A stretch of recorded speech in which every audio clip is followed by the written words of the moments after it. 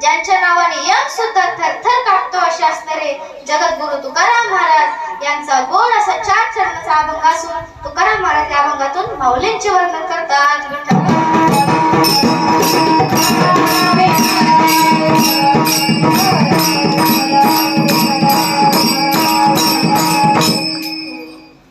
सेवेला सुरुवात करण्या अगोदर अल्पासा पर्याय द्यायचा म्हणजे तो असा: श्री वायाळ महाराज गुरुकृपा वाल्मिकी शिक्षण संस्था आळंदी देवाची चालत असलेला हा अखंड हरिनाम फिरता सप्ताह बालकीर्तन महोत्सव, या महोत्सवामध्ये आज या धोत्र्यानंदीमध्ये शिव गोरक्षधाम इथे आजची सेवा आहे.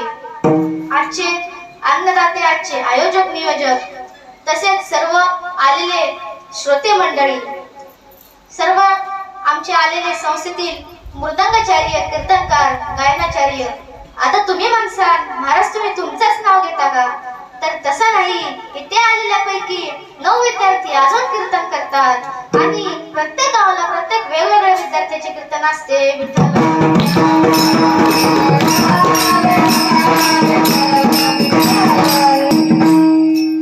आलेले सर्व श्रोते मंडळी यांच्या चरणी नतमस्तक होतो, दादांच्या चरणी नतमस्तक होतो, गुरुजनांच्या चरणी नतमस्तक होतो, आई वडिलांच्या चरणी नतमस्तक होतो आणि सेवेला सुरुवात करण्यापूर्वी 5 मिनिटे घेतो.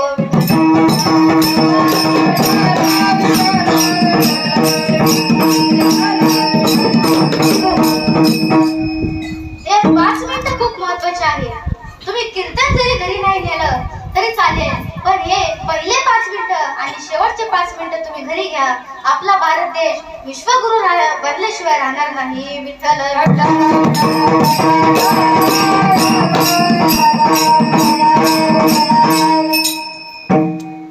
आजच्या विज्ञान युगामध्ये टीव्ही आणि मोबाईलमुळे हे जे मुलं आहेत ते बिघडत चाललेले आहेत.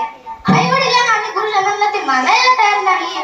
त्यांना आपल्या धर्माविषयी काही घेणं देणं नाही.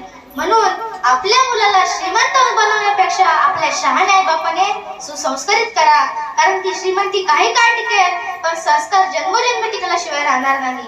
बापाने कितीही पैसा कमवला पण मुलगा संस्कारी नसला, तो जेवढी संपत्ती आहे तो सगळी व्यसनात घालून टाकेल. या उलट जर बापाने 1 रुपया सुद्धा नाही कमवला, मुलगा संस्कारी असला तर तो नसलेली संपत्ती कमवून दाखवेल. म्हणून आपल्या मुलाला आळंदी सारख्या ठिकाणी टाका. आम्ही असे म्हणणार नाही आमच्या संस्थेत टाका, कुठेही टाका, पण फक्त मुलाला संस्कार महत्वाचे आहे. मुलाला फक्त संस्कार महत्वाचे आहे. आम्ही सर्व स्वाभिमानाने सांगत असतो की बाकीच्या संस्थेमध्ये नुसतं मृदंग कीर्तन गायन शिकवतात, पण आमच्या संस्थेमध्ये मृदंग कीर्तन गायनाबरोबरच वैदिक संस्कृतीचे शिक्षण दिले जाते. जसे की ब्रह्मचर्य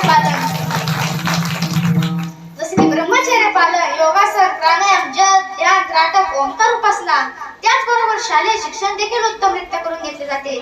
आई वडिलांचा आदर, हिंदू संस्कृतीचा आदर, सनातन धर्माचा आदर असे आम्हाला शिकवले जाते. हे शिक्षण आम्हाला दिले जाते. आणि आमची जर जेवणाची व्यवस्था बघितली तर त्याबद्दल तर काय सांगू. आता आम्ही इथे सप्ताहाला आलेलो आहे. महिनाभराचा फिरता सप्ताह आहे. आता एका गावचा प्रसंग आहे. गावाचे नाव घेणार नाही, पण एका गावचा प्रसंग आहे. कार्यक्रम ठेवायचं म्हणलं तर आयोजक म्हणाले, आता एवढ्या 18-20 मुलांचा स्वयंपाक कोण करणार? तो एक काम करू, प्रत्येक घरी 4-4 मुले पाठवू.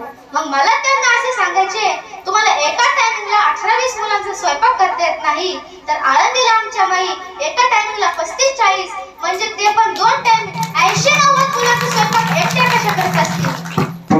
खूप नवल आहे. आणि भाजी चपाती इतकी सुंदर, ही आमची जेवणाची व्यवस्था आहे. आणि आमचे संस्थेचे वैशिष्ट्य म्हणले, रांगोळीसाठी गरम पाणी, पिण्यासाठी फिल्टर पाणी, राहण्यासाठी प्रशस्त हॉल आणि सीसीटीव्ही कॅमेरे हे आमच्या संस्थेचे वैशिष्ट्य आहे. आणि हे जे संस्कार जे आमच्या संस्थेत आम्हाला शिकवले जातात, ते जर तुम्हाला तुमच्या मुलांना तुम्ही थोडे जर दिले तरी तो जगाच्या लाजकाचं का होईना आई वडिलांना सांभाळेल. कारण की लोक म्हणतील, अरे माळ घातली तर घरात माळ आहे, आळंदीला जातोस, महाराज आहेस आणि आई वडिलांच्या आशा करतोस, तो जगाच्या लाजकाचं का होईना आई वडिलांना सांभाळेल. पण आपण हे लक्षात घ्या की मुलाला संस्कार देण्यामागे आई वडिलांचा खूप मोठा हात असतो.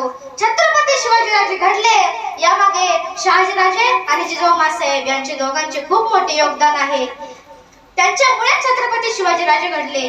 आपण म्हणतो राजे तुम्ही पुन्हा जन्माला या, अंधार फार झाला दिवा पाहिजे, या देशाला जिजाऊचा शिवा पाहिजे. पण आपण म्हणतो राजे तुम्ही पुन्हा जन्माला या, असे म्हणण्यापेक्षा असे म्हणा शहाजीराजे आणि जिजाऊ मासाहेब तुम्ही पुन्हा जन्माला या.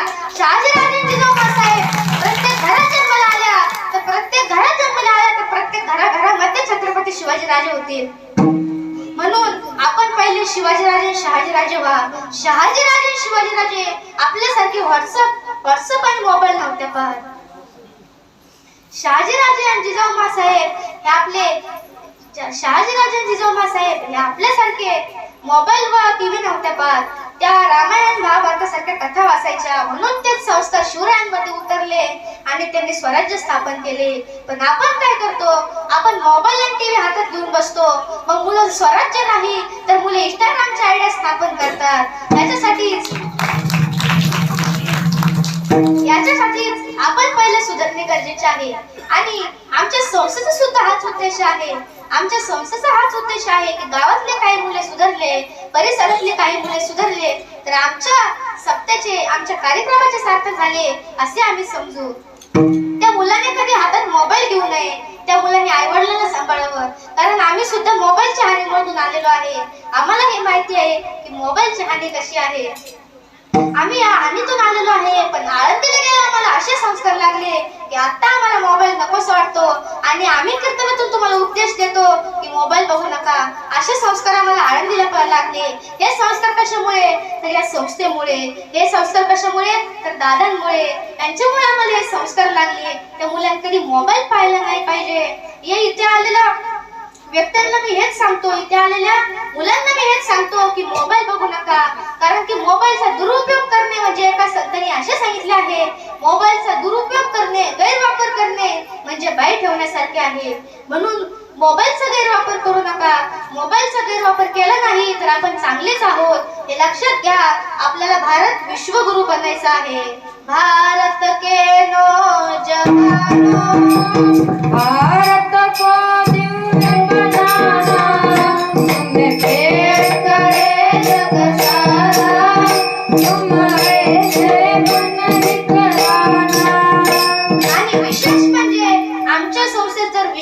जर काय शिकवलं जातं तर हे मोबाईलमुळे पथभ्रष्ट होणारे जे युवा आहेत त्यांना अमृत म्हणजे ब्रह्मचर्यावरील मार्गदर्शन. ब्रह्मचर्यावरील त्यांना मार्गदर्शन केले जाते आणि तेच ब्रह्मचर्य ज्यामुळे आपले युवन सुरक्षित राहते, तेच ब्रह्मचर्य ज्यामुळे मन शांत राहते, तेच ब्रह्मचर्य ज्यामुळे शुद्धता राहते, तेच ब्रह्मचर्य. आणि सांगायचे हेच की मोबाईल हे एक षड्यंत्र आहे. पूर्वीच्या काळी काय व्हायचे, पूर्वीच्या काळी जे पाश्चात्य कल्चरचे लोक आहेत ते आपल्या भारत देशाला हरवायचे. भारत देशाला हरवायचे का? कारण की आपल्याकडे शस्त्रास्त्रांचा साठा खूप कमी होता, कारण आपल्याकडे सैन्यबळ खूप कमी होतं, म्हणून ते आपल्याला हरवायचे. आणि आता आपल्याकडे शस्त्रास्त्रांचा साठा जास्त झालेला आहे आणि सैन्यबळ सुद्धा जास्त वाढलेला आहे, म्हणून ते विदेशी लोक आता आपल्याला हरवू शकत नाही. म्हणून त्यांनी मोबाईल रूपी अस्त्र आपल्या देशामध्ये पाठवलं आहे आणि त्यांनी ते आपले पतन करत आहे. आणि आपले जे हिंदू युवान आहेत ते त्या मोबाईल सारख्या षड्यंत्रामध्ये फसत आहेत. म्हणून प्रत्येक हिंदू मानवाची जबाबदारी आहे की आपली हिंदू धर्माची रक्षा करण्याची आणि लहान मुलाला संस्कार देण्याची. या लहान मुलाच्या संस्कारामुळेच दादा आम्हाला दिवस बसून सांगत असतात, दिवसभर बसून शिक्षण देत असतात. आमच्यामुळे ते कुठे कार्यक्रमाला जात नाही, कारण ते नेहमी सांगत असतात मी एकट्याने कार्यक्रम केल्यापेक्षा जर मी तुम्हाला शिकवले तर हजारो कीर्तनकार तयार होतील आणि हजारो हिंदू संस्कृतीच्या प्रचारासाठी लागतील. म्हणून प्रत्येक हिंदू मानवाची जबाबदारी आहे की आपल्या मुलाला संस्कारी बनवा. आणि तसेच आहे, दादांचे हे स्वप्न पूर्ण झालेले आहे, दादांचा हा संकल्प पूर्ण होत आहे. आता आपले कितीतरी 2009 पासून संस्था आहे आणि कितीतरी आपले माजी विद्यार्थी हिंदू संस्कृतीच्या कामामध्ये लागलेले आहेत. आमचे पुंडलिक महाराज जाधव असतील, पुंडलिक महाराज जाधव यांची पूर्ण ज्ञानेश्वरी कंठस्थ आहे आणि ते जोग महाराज वारकरी शिक्षण संस्थेमध्ये शिक्षक म्हणून लागले आहेत. ती संस्था अशी आहे की त्या संस्थेत शिक्षकाला पगार नाही आणि विद्यार्थ्यांना फी नाही. साक्षात माऊलींनी जोग महाराजांच्या स्वप्नात येऊन सांगितले होते की संस्था स्थापन कर. तेव्हा जोग महाराजांनी स्थापन केलेली संस्था अजून पण आतापर्यंत चालत आहे आणि हाच संस्थेचा माजी विद्यार्थी तो जोग महाराज शिक्षण संस्थेमध्ये शिक्षक म्हणून लागलेला आहे. तसेच ओम महाराज आटकर असतील, कृष्ण महाराज वाघ असतील, सदानंद महाराज उबाळे असतील, अशी कितीतरी विद्यार्थी आहे. वेळेअभावी नाव घेऊ शकत नाही कारण की आपल्याला अभंगाकडे सुद्धा वळायचे आहे. वेळेअभावी नाव घेऊ शकत नाही एवढे विद्यार्थी आहेत जे समाजसेवेमध्ये लागलेले आहेत. 4 जणांच्या संस्था आहेत, त्यांच्याकडे 50-50, 60-60 मुलं आहेत आणि बाकी कीर्तन प्रवचनाद्वारे आपले हिंदू संस्कृतीचा प्रचार करतात. आता काही जण म्हणतात की महाराज कीर्तन तर युट्यूबवर ऐकून सुद्धा केले जाते. आता तुम्ही प्रत्यक्ष कीर्तन ऐकत आहात आणि युट्यूबवर पण ऐकता. कोण ऐकते युट्यूबवर कीर्तन? प्रत्येक जण ऐकतो, प्रत्येक जण युट्यूबवर कीर्तन ऐकतो. मग आपण आतापर्यंत कीर्तन का नाही केलं? आपण आतापर्यंत कीर्तन करायला पाहिजे होतं.